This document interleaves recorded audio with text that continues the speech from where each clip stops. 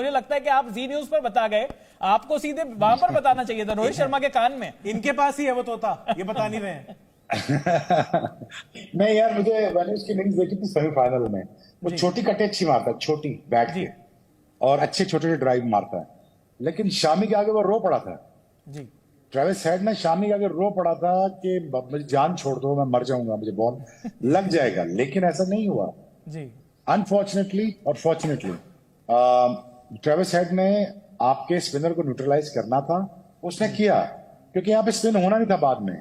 जी जिस वक्त 10 ओवर गुजर जाने थे, वो वेट कर रहा था कि 10 ओवर में गुजार दूं किस तरीके से, रो धो के जैसे भी। अगर वो जब निकलेंगे तो मैं अपना काम स्टार्ट करूंगा। वही बात हुई, विकेट का बिहेवियर चेंज हुआ, जिसके उसके शॉट्स ऑन होना शुरू हुए।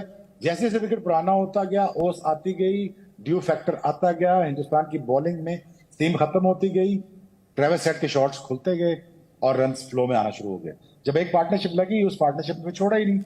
दूसरा यह है कि आपके पहले 10 ओवर में अगर 5 आउट हो जाते हैं ना, तो फिर भी ये ऑस्ट्रेलिया टीम। अस्सलाम वालेकुम दोस्तों, क्या मज़ेदार टूर्नामेंट करवाया है इंडिया ने। सारे अपनी मर्जी की पिचेस बनवाई, फास्ट पिचेस बनवाई, उस पर खेलते रहे और 10 के 10 मैच जीत गए। कल ऑस्ट्रेलिया ने कहा कि हम तो इंडिया पर बिल्कुल भी यकीन नहीं करते। ऑस्ट्रेलिया ने आईसीसी के बंदे को बुलाया और दोस्तों वो आए थे, कल से निगरानी कर रहे थे पिच की। आज भी उन्होंने निगरानी की। जब तक ऑस्ट्रेलियन कप्तान पिच पर नहीं आए तब तक आईसीसी के बंदे वहां पर थे और दोस्तों ऑस्ट्रेलिया के अपने बंदे भी पिच पर पूरी निगरानी कर रहे थे ताकि इंडियन चीटर लोग यहाँ पर आकर ऊपर नीचे न कर दे। इसके अलावा दोस्तों जब बॉल जाती है, छक्का या चौका लगता है, तो बॉल जाती है ऑडियंस के पास, वो भी उसके ऊपर दांत मारकर बॉल को खराब कर देते हैं, जिसकी वजह से बहुत ज्यादा रिवर्स स्विंग होती है और 10 ओवर के बाद ऊपर नीचे आउट होना शुरू हो जाते हैं। पाकिस्तान के मैच में भी इन लोगों ने बॉल के साथ ऐसा ही किया था। पिच तो पहले ही उन लोगों ने बनाकर रखी हुई थी, लेकिन यहाँ पर था